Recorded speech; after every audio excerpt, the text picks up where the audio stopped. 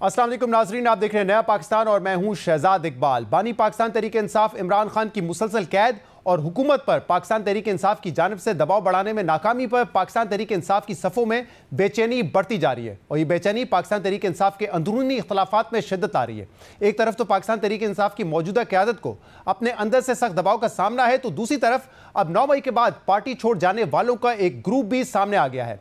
पाकिस्तान तहरीक इंसाफ की मौजूदा क़यादत पर अंदरूनी दबाव का मुजाहरा कल इद्दत केस के फैसले के बाद अदालत के बाहर भी देखा गया, जब अदालत की जानिब से इमरान खान की सजा बरकरार रखने के फैसले के बाद पार्टी कारकुनों ने उमर अयूब को घेर लिया और उनके खिलाफ नारे लगाए गए। और इस वाक़े के बाद कल ही पार्टी के सेक्रेटरी जनरल उमर अयूब ने अपने ओहदे से मुस्ताफ़ी होने का खत बानी पाकिस्तान तहरीक इंसाफ को तहरीर कर दिया, जिसमें उमर अयूब ने लिखा कि वो सेक्रेटरी जनरल के ओहदे के साथ इंसाफ नहीं कर सकते। उन्हें कौमी असम्बली में कायदे हस्बे इख्तलाफ के तौर पर भी नामजद किया गया है और दोनों ओहदे पूरी तवज्जो के मुतकाजी हैं। पार्टी ढांचे को मुनज़्ज़म करने के लिए सेक्रेटरी जनरल का ओहदा किसी और को दिया जाए। उमर अयूब के इस्तीफे को पार्टी में जारी रस्साकशी के तौर पर देखा जा रहा है, जबकि आज भी पाकिस्तान तहरीक इंसाफ और सुन्नी इत्तेहाद काउंसिल के पाने वाली पार्टी के इजलास में इस मामले पर बहस हुई और इजलास में पार्लियामानी पार्टी ने उमर अयूब का इस्तीफा कबूल ना करने की मुत्तफ़िका करारदाद मंजूर कर ली। एलामिये के मुताबिक करारदाद में सेक्रेटरी जनरल उमर अयूब का पार्टी ओहदे से इस्तीफा ना मंजूर करने की सिफारिश की गई और सेक्रेटरी जनरल उमर अयूब की क़यादत पर मुकम्मल एतमाद का इजहार किया गया, जबकि इससे पहले पार्टी रहनुमा शंदाना गुलजार समेत दीगर रहनुमाओं की जानिब से पार्टी की आदत को निशाना बनाते हुए कहा गया था कि अगर वो इमरान खान की रिहाई के लिए कुछ नहीं कर सकते तो बेहतर है कि वो घर बैठ जाएं। पाकिस्तान तहरीक इंसाफ के अंदरूनी इख्तलाफात के अलावा अब पार्टी के बाहर से भी पाकिस्तान तहरीक इंसाफ की मौजूदा क़यादत पर सवाल उठ रहे हैं। 9 मई के बाद इमरान खान से राह जुदा करने वाले फवाद चौधरी ने 2 रोज पहले वॉइस ऑफ अमेरिका को दिए गए इंटरव्यू में पार्टी तर्जुमान रऊफ हसन पर कड़ी तनकीद करते हुए कहा कि पार्टी क़यादत इस वक्त छोटे कद वालों के पास है जो नहीं चाहते कि कोई बड़े कद वाला रहनुमा पाकिस्तान तहरीक इंसाफ में वापस आए। इसी तरह इमरान इस्माइल ने भी कुछ रोज पहले एक इंटरव्यू में कहा कि इमरान खान का जेल में रहना पाकिस्तान तहरीक इंसाफ की मौजूदा क़यादत को सूट करता है और वो इस सारी सूरत हाल को इंजॉय कर रहे हैं। पाकिस्तान तहरीक इंसाफ के साबिक रहनुमा पाकिस्तान तहरीक इंसाफ की मौजूदा क़यादत पर दबाव बढ़ा रहे हैं, मगर इसके जवाब में पार्टी तर्जुमान रऊफ हसन ने इन आवाज़ों को एस्टैब्लिशमेंट की आवाज़ें करार देते हुए कहा है कि ताकतवर हलकों ने कुछ लोगों को पार्टी क़यादत के खिलाफ बयानिया बनाने के लिए छोड़ा हुआ है। पाकिस्तान तहरीक इंसाफ के अंदरूनी और बैरूनी सियासी मुश्किलात और दीगर मामलात पर हम बात करेंगे, जिसके लिए हमें ज्वाइन किया है पार्टी के तर्जुमान रऊफ हसन ने। रऊफ साहब, बहुत बहुत शुक्रिया वक्त देने के लिए। पार्टी में इख्तलाफात की खबरें पिछले कुछ अरसे से आ रही थी, हमने देखा आपके कुछ इलेक्टेड MNAs जो हैं उन्होंने भी बात की इस हवाले से कि इमरान खान को बाहर निकालने के लिए ज़्यादा एफर्ट्स नहीं की जा रही, कोई एहतजाज नहीं हो रहे। और फिर कल सेक्रेटरी जनरल उमर अयूब साहब का इस्तीफा भी सामने आया, लेकिन आज जो पार्लियामानी पार्टी का इजलास हुआ है उसमें उस इस्तीफे को कबूल नहीं किया गया और करारदाद उनके हक में पास की गई है। क्या मामला है, जरा बताइएगा कि इस्तीफा दिया और फिर पार्टी अरकान ने मुत्तफिका तौर पर कहा कि नहीं, उन्हीं को रहना चाहिए secretary general. Thank you Shahzad साहब, कोई प्रॉब्लम नहीं है जी। आई थिंक ये उमर अयूब साहब का एक जाती फैसला था और उन्होंने उसके मुताबिक इस्तीफा दिया और उसमें उन्होंने अपनी वजूहात भी बयान की हैं कि वो लीडर ऑफ द ऑपोजिशन है, जो कि एक फुल टाइम जॉब है और वो फील करते हैं कि वो दोनों जॉब्स के साथ जस्टिस नहीं कर पा रहे और इसलिए उन्होंने डिसाइड किया कि जी वो सेक्रेटरी जनरल के ओहदे से इस्तीफा दे देंगे और लेकिन वो as leader of the opposition जो है वो कंटिन्यू करेंगे। इसमें कोई इशू नहीं है। लेकिन आज पार्लियामेंट्री पार्टी है PTI की, उनकी सुबह मीटिंग हुई। गौर साहब ने कॉल की, चेयरमैन जो है एक्टिंग चेयरमैन है, तो उस पार्लियामेंट्री पार्टी में ये उन्होंने रेजोल्यूशन पास किया है कि जिसमें रिक्वेस्ट की गई है कि चेयरमैन साहब उनका इस्तीफा कबूल ना करें और उमर साहब से रिक्वेस्ट की गई है कि वो अपनी पोजीशन के ऊपर कंटिन्यू करें। तो इसमें होता रहता है, इसमें तो कोई ऐसा कोई इतना बड़ा इशू नहीं है। अब जो भी चेयरमैन साहब डिसाइड करेंगे वैसा ही होगा और जैसा उमर साहब डिसाइड करेंगे। इसलिए मैं ये कह रहा हूँ उमर साहब भी, क्योंकि उन्होंने फैसला करना है कि क्या वो पार्लियामेंट्री पार्टी के रेजोल्यूशन के मुताबिक वो कंटिन्यू करना चाहेंगे और अगर वो कंटिन्यू करना चाहेंगे तो फिर चेयरमैन साहब के पास जाती है बात और वो फैसला करेंगे कि क्या करना। वो वजह तो उमर अयूब साहब ने यही बताई थी कि 2 ओहदे मेरे पास, लीडर ऑफ द ऑपोजिशन का भी, इसलिए मैं पार्टी के जो मामलात है वो नहीं देख सकता। लेकिन बज़ाहिर तो ऐसा लगता है कि जो इख्तलाफात है उसकी वजह से इस्तीफा दिया था और आज जो एलामिया है उसमें भी ये लिखा है कि पार्टी ने उनकी क़यादत पर मुकम्मल एतमाद किया है। इसका मतलब कहीं ना कहीं अदम एतमाद था, जिसकी वजह से एलामी में कहने की जरूरत पड़ी ना। देखिए, अदम एतमाद उस कॉन्टेक्स्ट में नहीं लेना चाहिए कि जी उनके ऊपर किसी किस्म का अदम एतमाद था। और अब दोबारा उनकी लीडरशिप में एतमाद का इजहार किया गया है। उमर साहब एक बहुत अच्छे इंसान हैं और वो बहुत मेहनत के साथ उन्होंने अपना ओहदा उसके ऊपर काम किया है और शायद वो अब कंटिन्यू करें, उनके डिसीजन के ऊपर बेस करता है और चेयरमैन साहब के डिसीजन के ऊपर बेस करता है। वो कंटिन्यू करेंगे तो वो भी हमारे लिए बहुत खुशाइंद होगा, बिकॉज मैं फील करता हूँ कि इंतहाई मेहनती और इंतहाई कमिटेड आदमी है और बहुत बहुत उन्होंने कैपेबिलिटी के साथ और कॉम्पिटेंस के साथ इस ओहदे के साथ उन्होंने जस्टिस किया है और अब ball is in their court. लेकिन इसमें किसी किस्म का ये नहीं है कि जी एतमाद की कमी थी और अब एतमाद का इजहार किया गया है। उनका एक जाती, जैसा कि मैंने पहले अर्ज किया, उनका एक कुल्लियतन जाती फैसला था और मेरा ख्याल है कि मैं उसमें जस्टिफिकेशन मुझे नजर आती है, क्योंकि ये दोनों ओहदे जो उनके पास थे ये फुल टाइम ओहदे हैं। देखिए chairman being leader of the opposition means के जी आपने सारी पार्टी को लीड करना है पार्लियामेंट के अंदर, जो कि बहुत इंपॉर्टेंट है। और सेक्रेटरी जनरल का जो ओहदा होता है पार्टी में वो एक पिवट होता है, पार्टी इसके गिर्द घूमती है। अगर आप कह रहे हैं कि दोनों ओहदे बहुत ज्यादा वक्त और डिवोशन चाहते हैं तो आपकी राय भी यही है कि मुख्तलिफ लोगों के पास ये ओहदे होने चाहिए ताकि वो दोनों जो काम है ठीक तरीके से हो सकें? देखिए मैं इसमें अपनी राय का तो इजहार नहीं कर सकता, ये तो पार्टी का फैसला होता है।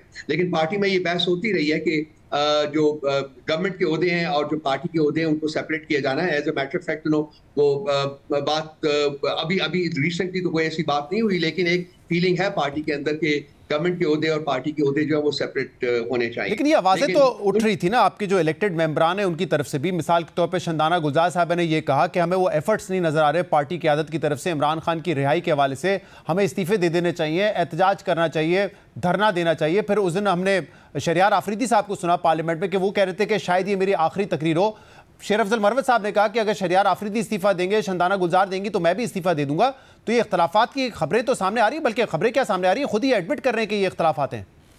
देखिए शंदाना गुलजार साहब का आज का आपने ट्वीट मेरा ख्याल नहीं देखा, जिसमें उन्होंने अपने आप को कंप्लीटली डिसोसिएट किया और उन्होंने कहा जी कि जब मैं पार्लियामेंट में बजट के ऊपर मैंने तकरीर की तो उसके बाद से मेरा फोन लॉक था और आज वो पहली दफा लॉक खुला है और मुझे एहसास हुआ है कि जी मेरे नंबर को इस्तेमाल किया गया है। उनका वो ट्वीट पढ़ लीजिए आप। नहीं, वो नंबर तो चले हो सकता है कोई हैक करके इस्तेमाल कर रहे, वो एक अलग बात है। उन्होंने तो जियो न्यूज के नुमाइंदे से बाकायदा बात की थी, आप चाहेंगे तो मैं सुनवा भी दूंगा, शायद आपने सुन भी लिया। पिछले 2 दिन से ये स्टेटमेंट चल रहा है जिसमें वो कह रही हैं आकर कि पार्टी की आदत से जो एक्सपेक्टेशन थी। मैं आज की पोजीशन की बात कर रहा हूँ शहजाद साहब। आज उन्होंने अपने आप को डिसोसिएट किया और उन्होंने कहा है कि जी उनका कंप्लीट जो फेथ है वो अपने लीडर में मौजूद है। या मतलब उन्होंने अपनी पोजीशन किसी ना किसी वजह से बदल ली होगी, शायद सुबह जो मीटिंग हुई उसके बाद पोजीशन उन्होंने शायद अपनी तब्दील कर ली हो। लेकिन बहरहाल 2 दिन पहले तक तो शी वाज सेइंग कि पार्टी की जो पॉलिटिकल कमेटी उसमें तो कुछ ऐसे लोग हैं जो कि शायद किसी और की गेम खेल रहे हैं इस वक्त। देखिए ये अगर उनकी जाती पोजीशन बदलने की बात है तो वो खुद ही इसका जवाब दे सकती है। मैं उनके बिहाफ के ऊपर ऐसा जवाब नहीं दे सकता हूं। मैं तो उनकी जो स्टेटेड पोजीशन है वो आपको डिस्क्राइब किया कि जी उन्होंने अपने आप को कंप्लीटली डिसोसिएट किया। लेकिन ये वजह क्या है इस वक्त? क्या पार्टी में 2 आरा है, एक ये कि पार्टी के मामलात को पार्लियामेंट के जरिए हल किया जाए और दूसरी आरा शायद लगती है उन हॉक्स की जो कि चाहते हैं इस्तीफे दे दें, एहतजाज करें, अडियाला जेल के बाहर धरना दे दें। क्या ये इस वक्त एक बुनियादी फर्क है सोच में पार्टी के अंदर? देखिए शहजाद साहब आप जानते हैं इतनी बड़ी पॉलिटिकल पार्टी में 1-2 नहीं बल्कि मुख्तलिफ आरा होती हैं। हम मसाइल को एग्जॉस्टिवली डिस्कस करते हैं। अपने जो फोरम्स हैं हमारे पास, वो कोर कमेटी हो या वो पॉलिटिकल कमेटी हो, उसके ऊपर लोगों की आरा जो है वो सामने आती हैं, वो अपनी अपनी राय का इजहार करते हैं और उसकी बेसिस के ऊपर फिर एक फैसला किया जाता है कि जो कि पार्टी की पोजीशन होती है खान साहब के पास जाता है, वो उनको रेटिफाई करते हैं। जब वो रेटिफाई करते हैं तो वो पार्टी की पोजीशन हो जाती है। उसके बाद होना तो ये चाहिए कि अगर किसी को कोई इख्तलाफ है तो वो पार्टी के फोरम के ऊपर ही डिस्कस किया जाए, पब्लिक फोरम के ऊपर डिस्कस ना किया जाए। लेकिन बाज दफा जरा जज्बात ज्यादा इंटेंस होते हैं, वो पब्लिक फोरम के ऊपर आ जाते हैं। ये चीजें होती रहती हैं। मेरे नजदीक कोई इतना बड़ा मसला नहीं है। पार्टी जो है पीटीआई की एक है और एक ही रहेगी। इसके साथ साथ मैं ये भी बयान कर दूं कि इस वक्त एक बड़ी कंसर्टेड एफर्ट हो रही है। टाउट्स छोड़े गए हुए हैं जो कि पार्टी की लीडरशिप को टारगेट कर रहे हैं। ये हमारे पास्ट मेंबर्स हैं जो कि पार्टी से निकाले जा चुके हैं। They were the rats basically who jumped the ship. भगौड़े लोग हैं ये। इनको बकायदा एक प्लान के तहत लॉन्च किया गया है कि ये पार्टी लीडरशिप के बारे में क्रिटिसिज्म करें और उनको उनके बारे में मिसगिविंग्स क्रिएट करें और र्यूमर्स जो है उनके बारे में फैलाएं। तो ये हम इस सारी जो 2 साल में पार्टी को नहीं तोड़ सके, 2 साल में पार्टी की लीडरशिप को हाईजैक नहीं कर सके, तो अब ये लेटेस्ट जो एक फेल है, ये जो लॉन्च किए गए हैं ये लोग, तो ये दौर भी ये जन आप बात कर रहे हैं जो पार्टी छोड़ के जा चुके थे उनको अब लॉन्च किया है। मैंने सुना था कल भी आपको फवाद चौधरी और इमरान इस्माइल साहब का भी हमने ट्वीट देखा, उनका बयान भी सुना। तो ये किसने लॉन्च किया इनको? ये टाउट्स हैं जी, ये बेसिकली पार्टी के तो भगौड़े हैं। खान साहब ने कल बड़ी सख्ती से कहा है जी कि इनके साथ किसी किस्म की एंगेजमेंट नहीं होगी, और वो मैंने उसको बयान भी कर दिया था टेलीविजन के ऊपर। मैं काशिफ साहब के साथ बैठा हुआ था तो वहां मैंने कह दिया, वो स्टेट कर दिया था मैंने, जो खान साहब ने हिदायत जारी की थी कल हमारी मीटिंग के दौरान। ये लॉन्च किया गया कल ही का बयान है। आप कह रहे हैं इमरान खान ने कल ये कहा है कि जो पार्टी छोड़ के जा चुके हैं, खासतौर पर ये जो नाम हमने लिए इमरान इस्माइल, अली जैदी, फवाद चौधरी, इनकी कोई वापसी नहीं हो सकती पार्टी में, इनके साथ कोई एंगेजमेंट नहीं की जाएगी। लेकिन फवाद साहब तो कह रहे थे ना कि मुझे तो खुद पैगाम आया था इमरान खान की तरफ से कि आके मुझसे मुलाकात करो। वो कह रहे हैं मैं अपने केसेस की वजह से उस वक्त मिल नहीं सका था, और फिर जो इस वक्त क़यादत है उन्होंने जो है फिर इमरान खान साहब को शायद कहा कि नहीं, इस वक्त फवाद चौधरी को वापस नहीं आना चाहिए, जिस वजह से फिर राब्ते नहीं हुए। ये स्टेटमेंट इज एन अटर लाई, भौंडा झूठ है। इससे ज्यादा मैं कुछ नहीं कहूंगा। बाकी अगर उनसे कुछ लेना चाहते हैं तो उनसे बात करें। मैंने इसमें कौन सा पार्ट आप कह रहे हैं रऊफ हसन साहब झूठ है कि इमरान खान ने कभी उनको बुलाया नहीं कि मुझसे आके मिलो अडियाला जेल में? क्या ये झूठ है? बिल्कुल नहीं। मैं कल की पोजीशन देखे, जरा हमें प्रिसाइज गुफ्तगू करनी चाहिए। कल की पोजीशन मैंने स्टेट कर दी है कि इनके साथ कोई एंगेजमेंट नहीं होगी। जो पार्टी को छोड़ गए हुए हैं, जो पार्टी के भगौड़े हैं, उनसे कोई एंगेजमेंट नहीं होगी। ये कल की स्टेटेड पोजीशन है जो मैंने। क्या ये स्टेटेड पोजीशन भी इमरान खान की तब्दील हुई है कि पहले वो चाहते थे कि फवाद चौधरी आए मिले, फिर आप लोगों ने इमरान खान को कन्विंस किया कि नहीं, जो जा चुके हैं उनको ना बुलाइए वापस? हमारी तरफ से कभी कोई इन्विटेशन नहीं गई है, और जो ये स्टेट कर रहे हैं मैंने वो भी बयान कर दिया है। बार बार उसी चीज के ऊपर मेरा ख्याल है कि बात करने की जरूरत नहीं होती, आगे बढ़ना चाहिए हमें। कुछ लोग आपकी सीनियर क़यादत, जिसमें डॉक्टर यास्मीन राशिद साहिबा हैं, एजाज साहब हैं, ये लोग तो इस वक्त भी जेल में हैं आपकी, और इसमें खवातीन भी हैं इसमें शामिल। लेकिन कुछ लोग वो थे जिनको अरेस्ट किया गया, उन्होंने सबने ही तकरीबन पार्टी छोड़ दी।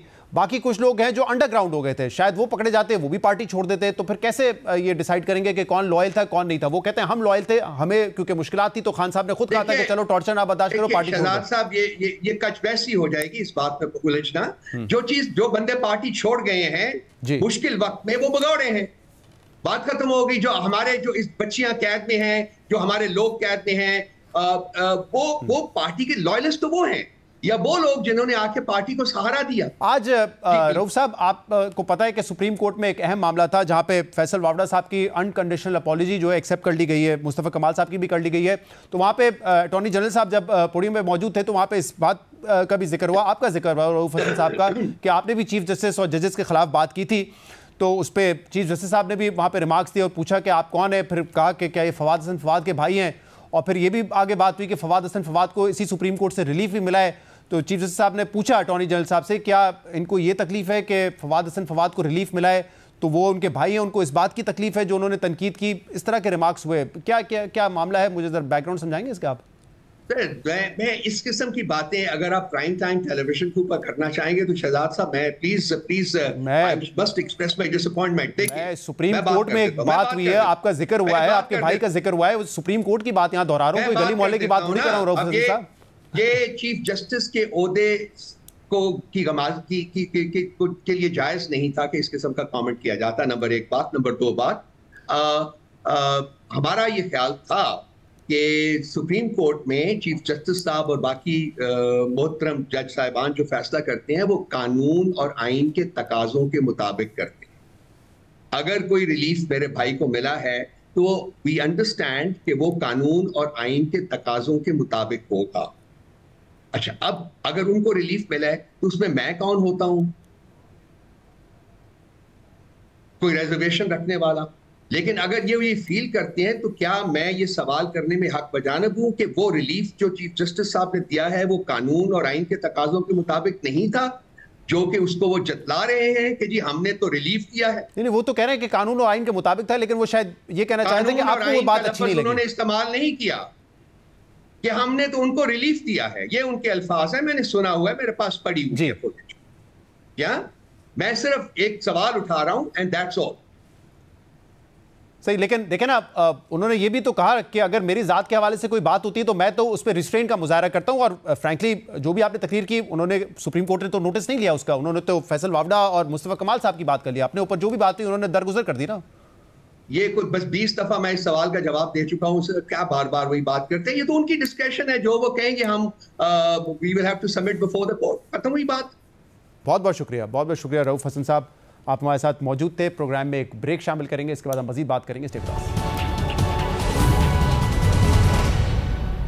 Welcome back. तौहीन अदालत केस में माफी ना मांगने के दावों के 3 हफ्ते बाद सेनेटर फैसल वावड़ा ने अपने बयानात पर सुप्रीम कोर्ट से गैर मशरूत माफी मांग ली है, जिसे आज अदालत ने कबूल करते हुए उनको तौहीन अदालत का जारी किया गया शोकॉज नोटिस वापस ले लिया है। इसके अलावा चीफ जस्टिस की सरबराही में 3 रुकनी बेंच ने एमक्यूएम के रुकने कौमी असेंबली मुस्तफा कमाल की भी गैर मशरूत माफी कबूल कर ली है और उनके खिलाफ भी तौहीन अदालत की कार्रवाई खत्म कर दी है। अहम बात यह कि सुप्रीम कोर्ट ने दोनों सियासी शख्सियात की माफी तो कबूल कर ली है, मगर इन दोनों सियासी रहनुमाओं की प्रेस कॉन्फ्रेंस नशर करने पर टीवी चैनल्स को शो कॉज नोटिस जारी कर दिए हैं। आज की समाअत के हुक्मनामे के मुताबिक अदालत ने इस उम्मीद का इजहार किया है कि दोनों रहनुमा अपने जमा कराए गए जवाब पर कायम रहेंगे और अगर दोबारा ऐसा कुछ हुआ तो सिर्फ माफी काबिल कबूल नहीं होगी। इसके अलावा सुप्रीम कोर्ट ने टीवी चैनल्स को 2 हफ्ते में जवाब जमा कराने की मोहलत देते हुए आज की समाअत मुलतवी कर दी है और केस की आइंदा समाअत का तयन अब बाद में किया जाएगा। अहम बात यह कि आज समाअत के आगाज पर मुस्तफा कमाल के वकील फरोग नसीम ने दलाइल दिए कि मुस्तफा कमाल ने गैर मशरूत माफी मांग ली है और प्रेस कॉन्फ्रेंस पर नादामत का इजहार भी किया है, जिसके बाद फैसल वावड़ा खुद रोस्टरम पर आ गए और चीफ जस्टिस ने उनसे पूछा कि क्या आपने भी माफी मांगी है, जिस पर फैसल वावड़ा ने जवाब दिया कि जी हां, मैंने भी माफी मांग ली है। आप हमारे बड़े हैं, हमें इस हद तक आगे नहीं जाना चाहिए था। फैसल वावड़ा ने अदालत में जज की जानिब से उन्हें प्रॉक्सी कहने पर शिकवा भी किया। सर मुझे एक चीज की बड़ी बहुत कर्ब से गुजर रहे हैं सर, मैं और मेरी वालदा तो हयात नहीं रही कि सर मुझे डायरेक्टली एक जज सर प्रॉक्सी कह रहा है एंड अ ब्लेम जिसको इंडियन न्यूज़पेपर्स में सर उठाया गया है। And my father is the only man left as an elder in my family. My mother passed away when I was जरा मैं आपको यहाँ रोक लूँ, अगर आप ना बात कहते तो वो वहाँ तक बात पहुँचती नहीं। अब मैं किसी और के लिए तो कुछ कह नहीं सकता हूँ, मैं अपनी ज़ात के लिए रिस्पॉन्सिबल हूँ, मगर अगर वो एक पहली बात नहीं होती शायद दूसरी बात नहीं होती।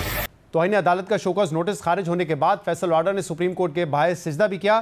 फैसल वावड़ा ने आज अदालत से गैर मशरूत माफी मांग ली है, जिसे अदालत ने कबूल भी कर लिया है, मगर अहम बात यह है कि मुतनाज़ा प्रेस कॉन्फ्रेंस के बाद से फैसल वावड़ा मुसलसल ये मौक़िफ़ अपना रहे थे कि वो अदालत से माफ़ी नहीं मांगेंगे। फैसल वावड़ा का कहना था कि वो गर्दन कटवा लेंगे लेकिन कभी माफ़ी नहीं मांगेंगे। इसके अलावा फैसल वावड़ा ने यह भी कहा था कि जज की जानिब से मुझे प्रॉक्सी कहा गया है, अब उनको ये साबित करना पड़ेगा कि मैं किसी की प्रॉक्सी हूं। आज आपने मुझ पर अटैक लॉन्च किया ये कह के एक जज अतर मिन्ना कह रहे हैं कि मैं प्रॉक्सी हूं, मैं प्रॉक्सी हूं, मुझे प्रॉक्सी प्रूव करना होगा, मैं अभी भी कोई इल्जाम नहीं लगाऊंगा। सही, अगर आपने कहा है और कहा है तो आपने अब साबित करना है, इसके लिए तो मैं अपनी गर्दन कटा दूंगा, पीछे नहीं हटूंगा। मैं एक चपड़ासी एक सड़क पे बैठे थड़े पे बैठे हुए आदमी से माफी मांग सकता हूं कैमरे के सामने, मेरे अंदर इतनी जुर्रत है। अगर मैं गलत हूं, अगर मैं ठीक हूं तो मैं कभी माफी नहीं मांगूंगा। इन तमाम दावों के बाद सेनेटर फैसल वावड़ा ने आज माफी मांग ली है, गैर मशरूत माफी मांग ली है। क्या वजह बनी, इस पर हम बात करेंगे, जिसके लिए खुद हमारे साथ मौजूद हैं सेनेटर फैसल वावड़ा। बहुत बहुत शुक्रिया फैसल वावड़ा साहब, आपने हमें ज्वाइन किया। आपने तो कहा था कि आप अदालत से माफी नहीं मांगेंगे, इनफैक्ट इससे पहले आपको जब मौका भी मिला तो आपने माफी नहीं मांगी थी। मुस्तफा कमाल साहब ने तो 4 जून को ही माफी मांग ली थी। तो अब क्या वजह बनी, आपने क्यों अपना जहन तब्दील किया और आज गैर मशरूत माफी मांगी है सुप्रीम कोर्ट में? बहुत शुक्रिया शहजाद साहब। देखिए, सबसे पहले तो मैं शुक्रगुजार हूँ सुप्रीम कोर्ट का अपनी 5 जून की हेयरिंग का, जिन्होंने मुझे इंस्पायर किया, डायरेक्शन दिखाई, हदीसों के तहत, आयतों के तहत, कुरान शरीफ के तहत, और उसी के तहत फिर मैंने मजहबी स्कॉलर्स से बात की।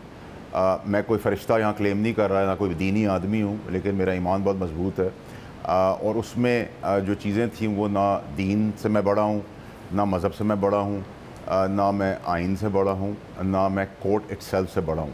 और उसमें 3 चीज़ें मुझे पता चली। एज़ अ लेजिस्लेटर मैं सवाल कर सकता हूँ, फ़साद नहीं है वो, और अगर मैं माफ़ी मांग लेता हूँ, अगर मैं सही भी हूँ और अगर मैंने गलती से भी कोई चीज़ की हो, तो आप पीस और ह्यूमैनिटी के लिए आप ये कर सकते हैं और करना चाहिए। तो ये कुरान और सुन्ना कह रहे हैं, हदीसें कह रही हैं।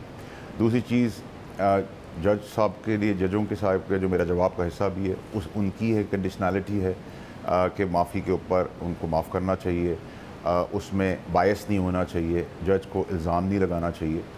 तो सारे इश्यूज सारे एड्रेस हो गए। और अगर एक चीज़ अच्छी तरीके से अमिकेबली हो गई, तो मैंने तो पहले दिन भी कहा था कि मैं थड़े पे भी कैमरे के सामने माफ़ी मांग सकता हूँ, मुझे शर्म नहीं है किसी चीज़ की। बट मैंने तो कोई कंटेम्प्ट की नहीं थी, जिन्होंने की मैंने उसका भी आज जिक्र किया। जिसमें PTI के लोग हैं, तो उन्होंने मुझे जिस हम्बल तरीके से, जिस ग्रेस, जिस डिग्निटी से ऑनरेबल चीफ जस्टिस साहब और उनके ऑनरेबल बेंच ने जो बातें की, जो डिसेंसी थी, उसके बाद उन्होंने कहा कि वो आपका स्टैचर नहीं है, और उसके ऊपर उन्होंने बताया कि उनके भाई को भी उन्होंने रिलीफ दिया था। मैंने प्रॉक्सी वाली बात भी की, उन्होंने उसका भी एक जवाब दिया मुझे। तो बाय एंड लार्ज सिर्फ जो आज थोड़ी सी चीज़ नहीं समझ में आ सकी वो ये थी कि आपका जो PBA का जो काउंसिल था वो मीडिया के जो अच्छे काम हैं और जो मीडिया का अच्छा तरीक़ेकार है उसको एक्सप्लेन करने में कम्प्लीटली नाकाम हुआ है। बल्कि वो इस ज़्यादा एम्फसाइज़ ये कर रहे थे कि मैं कंटेम्प्ट करूँ। भाई ना तुम जज थे, तुम PBA को रिप्रेजेंट कर रहे थे, तुम PBA की बात करते, और मीडिया ने जहाँ जमहूरियत का, मेरा, आपका, जुडिशरी का और दीगर जगहों के ऊपर बहुत इंटेंसिव काम किया। आज आपकी तो माफ़ी एक्सेप्ट कर ली गई है, लेकिन 34 TV चैनल्स को आपकी जो तकरीर थी वो नशर करने पे अब नोटिस जारी किए, अब चैनल्स इसका बाकायदा जो है जवाब देंगे। लेकिन मुझे बताएं कि आपने आज हमने देखा कि जब आप सुप्रीम कोर्ट से निकल रहे थे, आपने अल्लाह का भी शुक्र अदा किया, आपने सिजदा भी किया वहाँ पर, लेकिन कौन सी ऐसी बात थी जो आपको इतनी इंस्पायरिंग लगी बेंच की, जिसकी वजह से आपने जहन तब्दील किया? क्योंकि आपने तो पहले कहा था कि मैंने गलती नहीं की, और आपने ये मेरे शो पर भी कहा था कि अगर कोई छोटे से छोटा शख्स भी हो, मैं उससे माफ़ी मांगने को तैयार हूँ अगर मैंने गलती की है, लेकिन यहाँ तो मैंने गलती की ही नहीं है। शहजाद साहब देखें, नंबर एक है कि मेरी वजह से 34 चैनल्स को शायद नोटिस नहीं मिला। आपके जो PBA का काउंसिल है, लॉयर है, वो मेरी ज़ाती राय में एक बहुत ही नालायक आदमी है, क्योंकि वो कंटेम्प्ट में मुझे फंसाने में लगा हुआ था, जैसे वो जज हो या मेरा वकील हो या वो गवर्नमेंट का वकील हो। He could not present media का तरीक़ेकार, जबकि मीडिया से उन्होंने बार बार पेशेंस दिखा के, बहुत पेशेंस दिखाया सुप्रीम कोर्ट ने। इवन आपके जो मीडिया के लोग रिप्रेजेंट कर रहे थे उनके साथ भी मैं इंटरैक्ट कर रहा था, वो भी कह रहे थे, उनको ये बताना था कि जी हमारे पास मैकेनिज़्म है, we need to be extra responsible, और हमारा ये मैकेनिज़्म है, और इस मैकेनिज़्म में वो ही कम्प्लीटली फेल्ड। वो तो मुझे लग रहा था कि वो आपकी मावनत कम, वो तो आपकी मुखालिफ मावनत करने, लेकिन अब वो जब तफसीली जवाब जाएगा तो शायद पता चलेगा, क्योंकि आज जो बेंच के सवालात थे वो भी इस हवाले से थे कि मॉनिटरी बेनिफिट क्या हुआ है चैनल्स को, लेकिन शायद जब जवाब आएंगे तो ये भी पता चले कि क्या वो वजूहात थी जिसकी वजह से जो है वो तकरीर जो है वो नशर करना पड़ी। ये सारी बातें मेरे ख्याल से आगे जाके आएंगी, लेकिन आपके पर्टिकुलर केस के हवाले से आप बताइएगा, क्योंकि आपने मेरे शो पे कहा था, इसलिए मैं कोट कर रहा हूँ कि मैं गर्दन कटवा दूंगा लेकिन इस मामले में माफ़ी नहीं मांगूंगा क्योंकि मैंने कोई गलती की ही नहीं है। आप शहजाद साहब, मैं आपको थोड़ा सा रिकरेक्ट कर दूं, क्योंकि आप एंकर हैं एंड आप मीडिया के एक बड़े माइनॉर्स एंकर हैं। मैंने बिल्कुल ये कहा था कि मैं अगर गलती करूंगा तो मैं माफ़ी मांग लूँगा थोड़े पे, वरना गर्दन कटा दूंगा। जी यहाँ दोनों चीज़ों का फ़र्क आ गया। नंबर एक। नंबर दो ये कि जब मुझे ना कुरान की तफसीर का पता है, ना पता था, ना मुझे हदीसों के अंदर मनसब में था, और मेरे जवाब में लिखा इफ़ आई मे हैव, अगर मैंने बिला वास्ता, मैंने तो कंटेम्प्ट कोई नहीं की, लेकिन फिर भी अगर लगा किसी को, और मैंने रीज़न दिया कि इन लोगों ने कंटेम्प्ट की है, अगर फिर भी लगा, तो अगर कुरान, सुन्ना और हदीस मुझे एक बता रही हैं आयतों के तर्जुमों के साथ, तो मुझे इसमें कोई शर्म नहीं है। मैंने पहले आपसे कहा, ना मैं दीन से बड़ा हूँ, ना मैं मज़हब से बड़ा हूँ, ना मैं आइन से बड़ा हूँ, और ना ही मैं सुप्रीम कोर्ट से बड़ा हूँ। That's the end of the story. So मैंने लेकिन व्हेन यू से कि मैंने ये लिखा है कि if I may, supreme court की तरफ से दिखाइए। जब आप कहते हैं कि मैंने ये लिखा है कि इफ आई मे, तो इसका मतलब तो ये मशरूत होगी ना कि अगर मुझसे हुआ है तो आप, यू डोंट रियलाइज कि मतलब जो आपने किया उस प्रेस कॉन्फ्रेंस में, जो बात की वो नहीं करनी चाहिए थी, वो गलती थी, बाकायदा नहीं होनी चाहिए थी ऐसी बात। देखें जो कंडक्ट है, जो चीफ जस्टिस साहब ने, ऑनरेबल चीफ जस्टिस साहब ने जिस तरीके से जो बात समझाई, मैंने उनको ये भी एश्योरेंस दी कि उन्होंने कहा हम पार्लियामेंटेरियंस की इज़्ज़त करते हैं, तो मैंने कहा आपकी हम 10 गुना ज़्यादा इज़्ज़त करते हैं और करके दिखाएंगे, और कोर्ट्स की भी, और मज़ीद मेरे ख़्याल से इसके अंदर कोई इफ़ एंड बट की ज़रूरत नहीं। I have unconditionally apologised if I may have, otherwise also Quran Sharif और उसकी तर्जुमा और हदीस और उसका तर्जुमा, उसके रेफरेंसेस जवाब में लिखे हुए हैं। उसके तहत तो मैं दीनी आदमी नहीं हूँ, लेकिन और पहले आपको इन चीज़ों का इल्म नहीं था? तो मुझे इन चीज़ों का इल्म नहीं था, बिल्कुल इल्म नहीं था, मुझे बिल्कुल इल्म नहीं था चीज़ों का। सही। और आपने ये भी मेरे ही प्रोग्राम में कहा था कि क्योंकि मुझ पर अटैक किया गया है प्रॉक्सी कह के, इसलिए अब साबित करना होगा, और अगर साबित नहीं किया कि मैं प्रॉक्सी हूँ तो फिर मैं पीछे नहीं हटूंगा। आज आपने प्रॉक्सी वाली बात ज़रूर की कि उससे आपकी दिलाजारी हुई है, लेकिन चीफ जस्टिस साहब ने कहा कि आपने शुरुआत की थी, आपने ये बात की थी, शायद इसलिए ये जुमला कहा गया। देखिए, चीफ जस्टिस साहब अपने मनसब से भी बड़े हैं और वैसे भी बड़े हैं, उम्र में भी बड़े हैं, तो मुनासिब नहीं था, लेकिन प्रॉक्सी वाली बात मैंने उनसे कही एंड आई थिंक दैट उन्होंने भी उसका जवाब एक दिया है, लेकिन I still have the right, उस राइट का राइट प्लेटफॉर्म है विच आई सी इफ नीड बी। लेकिन अदरवाइज़ मेरे ख्याल से बहुत सीवियर रियलाइजेशन और जिस तरीके से कराई गई है और मुझे मेरे मनसब के हिसाब से भी जो तंबी की गई है, आई थिंक कि मैं उसको अप्रिशिएट कर सकता हूँ, उनका शुक्रिया अदा कर सकता हूँ। एटलीस्ट क्योंकि आप कह रहे हैं कि बेंच राइट को राइट कहें और रॉन्ग को रॉन्ग कहें। उन्होंने भी कहा there is a way, there is a platform for everything. सही, क्योंकि आपने कहा कि बेंच की जो पहली समाअत थी उसमें आपको सीखने को बहुत मिला। वैसे तो जब हमारा शो हुआ था, मैं आपके साथ जब प्रोग्राम किया था, तो मैंने भी आपको कहा था कि आपके कुछ जुमले ऐसे लगते हैं जो कि तौहीन आमेज हो सकते हैं, तो आपके लिए शायद यही रास्ता हो कि आपको इन दी एंड माफ़ी मांगनी पड़े। साहब देखिए, आपने जो बात कही, आपने भी ये कहा कि शायद प्राइमा फेसाई। मैं जज नहीं हूं, इसलिए मैं ऑब्वियसली जजमेंट तो नहीं दे सकता अपने शो पे आपके खिलाफ। आपने बिल्कुल ऐसे ही कहा और ऐसे ही आपने ऐसे ही कहा और ऐसा ही लगा, लेकिन कोई ऐसा मेरा मकसद नहीं था, ना मेरी कोई ऐसी इंटेंट थी। जिन्होंने किया मैंने उनका भी जिक्र किया, लेकिन मुझे जवाब जो मिला वो भी एक सेटिस्फैक्ट्री कि क्या मुझे उस स्टैचर तक, उस लेवल तक नीचे गिरने की ज़रूरत है। मैंने तो फिर भी ना करते हुए भी किया और मुझे इस पर कोई शर्मिंदगी नहीं है, लेकिन मैं एक्सपेक्ट करता हूँ कि जिन्होंने ये घटिया काम किया है नाम ले लेके, उनकी मेरी ख्वाहिश तो थी कार्रवाई भी होनी चाहिए और उनको भी माफ़ी मांगनी चाहिए, 10 दफ़ा मांगनी चाहिए, as simple as that. But as far as this order is concern, जो आपके हवाले से है, उसमें कहा है कि अगर आइंदा ऐसा कुछ दोबारा हुआ तो फिर सिर्फ माफ़ी काबिल कबूल नहीं होगी, तो आप रिफ्रेन करेंगे, आप आइंदा मोहतात रहेंगे और जजेस के हवाले से इस तरह के अल्फाज या फिर प्रेस कॉन्फ्रेंसेस आप नहीं करेंगे अब? देखें, ना तो मुझे उसमें कोई उन्होंने प्रेस कॉन्फ्रेंस करने से मना किया है, ना मुझे क्रिटिसिज्म से मना किया है, ना उन्होंने मुझे एहतियात बरतने से कहा है, जो मैं 100% नहीं 500% उसकी एहतियात करूँगा। उसके रिलेटिव फोरम्स हैं कंप्लेन के भी, उसके रिलेटिव फोरम मेरा अपना सेनेट का फ्लोर है, for any good reason for Pakistan, any good thing for any one in Pakistan. तो ना मुझसे वो राइट लिया है, ना मीडिया से वो राइट लिया है। जो बातें उन्होंने कही हैं वो बड़ी उन्होंने तंबी एक सही प्रॉपर रिस्पेक्टफुली डिग्निटी ग्रेस और डिसेंसी से की है और उसका मैं हर हालत में उसको मैं लेके चलूँगा जैसे मैंने कहा है और मैंने क्लेम किया है। सही। इसके अलावा कुछ सियासी मामला भी है। आज आपने देखा कि बजट जो है वो कौमी असम्बली से पास हो गया। अब जब पीपल्स पार्टी कुछ एतराज़ कर रही थी बजट के हवाले से, तो आपने ये बयान दिया था कि ये बजट पास होगा, डंके की चोट पर होगा, और आज बिल्कुल ऐसा ही हुआ है। अब आप ज़रा बताइएगा कि ये पीपल्स पार्टी के जो सारे ग्रीवेंसेस थे, इश्यूज थे इस बजट के हवाले से, रिजॉल्व हो गए हैं? शहजाद साहब देखिए, मैंने पीपल्स पार्टी का तो एक अपना मौक़िफ़ है, वो पार्टी है, वो उनका अपना काम जाने, और बाकी पॉलिटिकल पार्टीज़ भी मैं उनको तो रिप्रेजेंट नहीं कर सकता, ना उनके बिहाफ पे कोई बात कर सकता हूँ। लेकिन मैंने कहा था डंके की चोट पे पास होगा, वो पास हो गया। मैंने आपको 2 साल से जो पेशन गोएँ कर रहा हूँ अल्हम्दुलिल्लाह वो भी डंके की चोट पे ठीक निकल रही हैं, जो आगे भी कर रहा हूँ वो भी डंके की चोट पे ठीक निकलेंगी।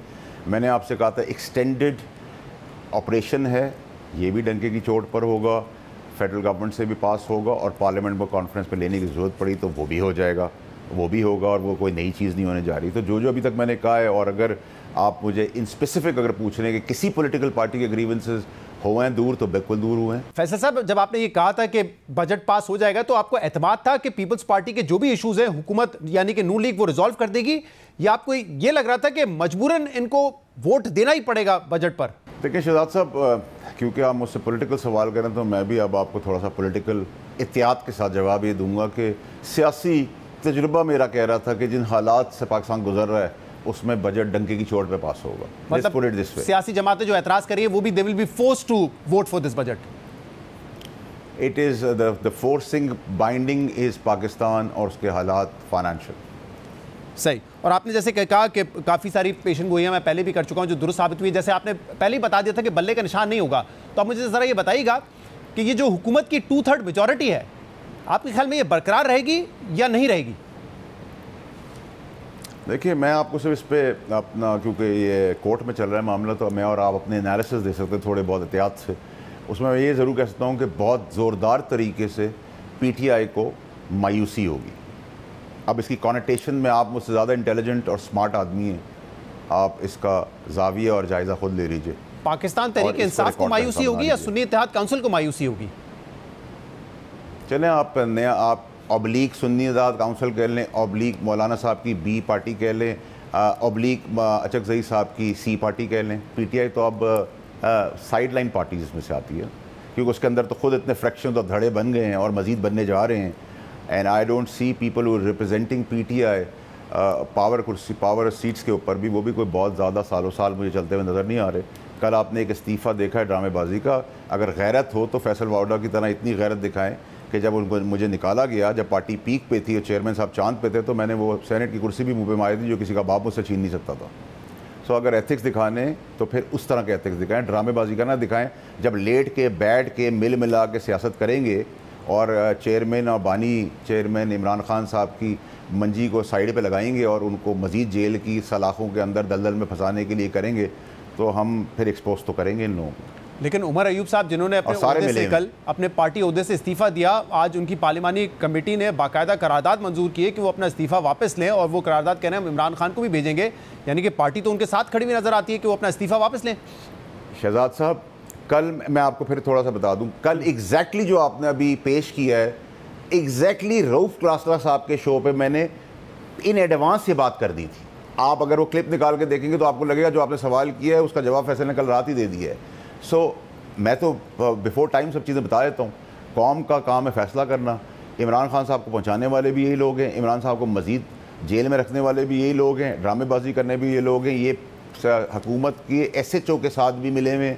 मैं सेनेट में बैठा हुआ हूँ, वहाँ बता के 10 मिनट के लिए जाते हैं, बता के आते हैं, कहते हैं उसको भी तो बताना है जो जेल में, उसको, उनको भी नहीं कहते, उसको। तो जिसके नाम की पॉपुलैरिटी के बेसिस पे है ये यहाँ बैठे हुए हैं, तो वो उसको ही वो कुछ नहीं समझते, तो मैं और आप क्या बात करेंगे। लेकिन मुझे जरा बताइएगा, क्योंकि अभी जितने भी लोग हैं जो ये अदालती कार्रवाई देख रहे हैं उस पर लोग अपनी अपनी बात कर रहे हैं, और बेंच में भी हमें ऑब्वियसली मुख्तलिफ आरा नजर आ रही है, मुख्तलिफ इशूज़ पे डिवाइड भी नजर आ रहा है। आप इतने एतमाद से कैसे कह सकते हैं कि सुन्नी इत्तेहाद काउंसिल / पाकिस्तान तहरीक इंसाफ को मायूसी होगी इस केस में? बिकॉज सर पॉलिटिकल एक्यूमेन कह लें, आर्टिकल 51 को जिस तरह मैं पढ़ रहा हूँ, जिस तरह आप पढ़ रहे हैं, मे बी हमारे ओपिनियंस डिफरेंट हो। सो मेरे हिसाब से तो मैं बड़ा क्लियर हूँ इस बारे में। आप जितना भी डिवाइड देख लें, डिवाइड बाय 2 कर लें, या डिवाइड बाय 10 कर लें, या डिवाइड बाय 1 कर लें, वो तो मैं उस पर कुछ नहीं कमेंट कर सकता। और ये मायूसी आप कह रहे हैं कि उनको होगी, तो मायूसी दूसरी तरफ हुकूमत को भी होगी, क्योंकि मेरा जो ओरिजिनल सवाल था वो यही था कि 2/3 मेजॉरिटी बरकरार रहेगी या नहीं रहेगी? शहजाद साहब, क्योंकि ये मामला कोर्ट में है, तो मैंने आपको स्पेशली आपको इसलिए ये बात मायूसी की कर दी अपने छोटे से तजुर्बे के तहत, क्योंकि आप बहुत स्मार्ट आदमी हैं, बहुत इंटेलिजेंट आदमी हैं, और कॉनेटेशन को बहुत अच्छी तरह एक्सप्लेन कर लेते हैं, और आपकी याददाश्त भी बहुत अच्छी है। तो मेरा ख्याल है कि between the lines you can read. बहुत बहुत शुक्रिया। फैसल वावड़ा साहब हमारे साथ मौजूद थे। प्रोग्राम में एक ब्रेक शामिल करेंगे, इसके बाद मजीद बात करेंगे, हमारे साथ रहिएगा। Welcome back. कौमी असेंबली में पिछले 2 हफ्ते से जारी बजट बहस के बाद आज भारी टैक्सेस से भरपूर 18,877 अरब रुपए का वफाकी बजट मंजूर कर लिया गया है। वफाकी बजट के अलावा आज कौमी असेंबली में अमरीकी कांग्रेस की करारदाद के खिलाफ करारदाद भी मंजूर की गई है, जबकि हुकूमत आज के इजलास में इलेक्शन एक्ट तरमीमी बिल 2024 भी कसरत राय से मंजूर करवाने में कामयाब हो गई है। जबकि अपोजिशन ने हुकूमत के इन तीनों इकदाम को मुस्तरद किया और ऐवान आज पूरा दिन अपोजिशन की हंगामा आराई और नारों से गूंजता रहा। अहम बात यह कि वफाकी हुकूमत ने 12 जून को बजट कौमी असेंबली में पेश किया था, मगर हुकूमत के इस बजट पर पीपल्स पार्टी समेत दीगर हुकूमती इत्तेहादियों ने भी तहफ़्फ़ुज़ात का इजहार किया था, जिसके बाद इत्तेहादियों और मार्केट की तजावीज़ पर बजट में कुछ अहम तब्दीलियाँ की गई। क्या तब्दीलियाँ हुई हैं उस पर बात करने के लिए हमारे साथ मौजूद हैं सीनियर सहाफ़ी शहबाज राना। बहुत बहुत शुक्रिया शहबाज, आपने हमें ज्वाइन किया। कुछ तब्दीलियाँ तो हमारे सामने हैं। लेवी की हद 60 रुपये से बढ़ा के 80 रुपये कर दी गई थी, अब वो 70 रुपये कर दी गई है। हाइब्रिड गाड़ियों के हवाले से भी जो इकदाम दिए गए थे उनको रिवर्स किया गया, और इसके अलावा सैलरीड क्लास पे, जिसपे पहले ही बहुत तनकीद हो रही थी हुकूमत पे कि जो तबका टैक्स दे रहा है उस पर आपने मजीद बोझ बढ़ाया है। लेकिन आज जो तब्दीली की गई है 12 जून वाले बजट में, मजीद बोझ भी सैलरीड क्लास पे बढ़ा दिया गया। उसके बाद क्या तफसीलात हैं इसकी? जी बिस्मिल्लाहिर्रहमानिर्रहीम, बहुत शुक्रिया शहजाद साहब। पहले ये होता था कि जब फाइनेंस एक्ट पास होता था उसमें और जो फाइनेंस बिल वज़ीर ख़जाना अपनी बजट स्पीच में पेश करते थे उसमें बहुत थोड़ा फ़र्क होता था, लेकिन इस दफ़ा काफ़ी इन्होंने होल सेल चेंजेस की हैं। हर किस्म के जो टैक्स कावानीन है और एक आप कह सकते हैं कि 30 जून से पहले ही एक मिनी बजट जो है वो आज इम्प्लीमेंट कर दिया गया, जिसकी जो नेशनल असेंबली ने मंजूरी भी दे दी है। सैलिड क्लास का तो एक है ना, वो सिर्फ सैलिड क्लास को ही नहीं बाकी जगहों पे भी हिट कर रहा है, नॉन सैलिड को भी हिट करेगा। हर वो शख्स पाकिस्तान में जिसकी सालाना आमदन तकरीबन आप कह सकते हैं 1 करोड़ रुपया है या उससे ज़ायद है, जो कि माहाना बनती है कोई 8,33,000 रुपये, उसके लिए अगर वो सैलिड पर्सन है, पहले उसका रेट 35% था, तो 35% के ऊपर अब इन्होंने 10% सरचार्ज लगा दिया है, जिसका मतलब यह है कि टैक्स के ऊपर सरचार्ज लग गया। आपका जो टैक्स देते हैं उसकी डबल टैक्सेशन हो गई है। And I hope and I pray कि people should challenge this in the courts, क्योंकि टैक्स के ऊपर सरचार्ज की कोई तुक नहीं बनती। तो उसका जो इफेक्टिव सैलिड क्लास का रेट है वो कोई 39% हो जाएगा, और जो नॉन सैलिड पर्सन होगा जो 45% टैक्स देगा और उसकी सालाना आमदन जो है वो 1 करोड़ से ज़्यादा है, तो उसके लिए इफेक्टिवली कोई 50% रेट हो जाएगा। अगेन एक जुर्माना, सरचार्ज एक जुर्माना ही है जो कि इनकम टैक्स के ऊपर लगाया गया है। इसके अलावा हुकूमत ने कोशिश की है जहाँ से ये दबाव ना ले सके वहाँ पे इन्होंने इनकम टैक्स की छूट भी दी है, विच इज़ क्वाइट स्ट्रेंज इन हालात में जहाँ पे सबको मारा है बहुत बुरे तरीके से, सैलिड क्लास को ख़ास तौर पर, बच्चों के दूध को नहीं छोड़ा, जो पैकेज मिल्क है उसको नहीं छोड़ा। हुकूमत ने जो सेल्स हैं प्लॉट्स की और प्रॉपर्टी की, जो गवर्नमेंट एम्प्लॉइज़ हैं और जो आर्मी के लोग हैं, सर्विंग भी और रिटायर्ड भी, उनको भी इनकम टैक्स की छूट दे दी गई है। उनकी प्रॉपर्टीज़ की जो वो सेल करते हैं उसके ऊपर उनको जो विदहोल्डिंग टैक्स देना पड़ता है। जो हमारे शोहदा हैं उनके लिए ये छूट पहले ही थी, जिसको सब सपोर्ट करते हैं, लेकिन इसके अंदर जो नई चीज़ डाली गई है कि सर्विंग और जो रिटायर्ड एक्स सर्विसमैन और जो एम्प्लॉई है पर्सनल आर्मी के वो, और जो हमारे सरकारी मुलाजमीन मौजूदा और साबका, उन सब के लिए छूट दे दी गई है। सही, तो ये तब्दीलियाँ की गई हैं, लेकिन इसके अलावा कुछ जो आवाम पे मुस्बत असरात भी आएंगे। मिसाल के तौर पे लेवी जो कि ऑलरेडी बहुत ज़्यादा है, 60 रुपये और 80 रुपये हो जाती है, लेकिन अब उसकी हद जो है 70 रुपये तक मुकर्रर की है, वो भी बहुत ज़्यादा है। कुछ रिलीफ अभी मिला है या आपके ख्याल में जो अभी इस वक्त IMF से डिस्कशन चल रही है, कोई रिलीफ की गुंजाइश ही नहीं थी हुकूमत के पास आवाम को देने के लिए? नहीं, मेरा ख्याल है कि हुकूमत सही तरीके से नेगोशिएट नहीं कर सकी। इन तमाम हालात के बावजूद हुकूमत ने जिनको प्रोटेक्ट करना था किया। फॉर एग्जांपल जैसे अभी एक मैंने आपको बता दिया प्रॉपर्टी का, एक प्रपोजल ये था कि स्टॉक मार्केट के जो शेयर्स ट्रेड होते हैं उसके ऊपर एक कैपिटल वैल्यू टैक्स लगा दिया जाए 0.1%, उसकी सेल के ऊपर भी और परचेज़ के ऊपर भी। चूँकि वो उसके ऊपर एक प्रेशर आना था, वो हुकूमत ने नहीं किया। जहाँ पे इन्होंने पेट्रोलियम लेवी का, अगेन मैं इस चीज़ को नहीं मानता कि इन्होंने कोई रिलीफ दिया। जो 80 रुपये फ़ी लीटर किया गया था वो इस वजह से इनको करना पड़ा था कि सियासी मजबूरियों की वजह से जो पब्लिक सेक्टर डेवलपमेंट प्रोग्राम था उसको 1400 अरब रुपए पे अनाउंस किया गया था, तो उसमें 250 अरब रुपया वहाँ से कमी की गई है। चूँकि PSDP में इन्होंने 250 अरब कमी की गई, तो यहाँ से इन्होंने उतना ही 10 रुपये फ़ी लीटर कम कर दिया जो इन्होंने प्रपोज किया था। लेकिन जो आज का रेट है 60 रुपये फ़ी लीटर, उसके ऊपर 10 रुपये फ़ी लीटर और आ रहा है। फिर जो गाड़ियों के इंजन का ऑयल है उसके ऊपर 5% एक with holding tax, not with holding, federal excise duty लगा दी है। इसी तरीके से जो सीमेंट की बोरी है, फ़ी बोरी जो फेडरल एक्साइज ड्यूटी थी रेट, उसको दुगना कर दिया गया है। वो तकरीबन 80 अरब रुपए का दूसरा भी एक मैयर है। लेकिन ये आपने बड़ी अहम वैसे बात की है, क्योंकि अभी बजट ट्रैवल इवन की बजट पेश हुए 2 हफ्ते हुए हैं और उस वक्त ये हुकूमत इस चीज़ को क्रेडिट के तौर पे ले रही थी कि 1400 अरब रुपए वफाकी PSDP होगा, जिसको 250 अरब से कम करके अब 1150 अरब कर दिया गया है, जो कि पहले भी तजवीज़ आ रही थी, लेकिन एहसन इकबाल साहब के कहने पर उसको बढ़ा दिया गया था।